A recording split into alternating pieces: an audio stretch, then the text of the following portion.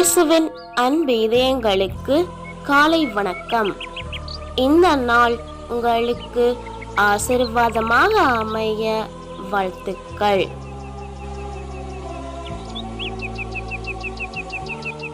இப்புதிய நாளுக்கான ஆசீர்வாத இறைவசனம் விடுதலை பயணம் அதிகாரம் 33 இறை வார்த்தை 14.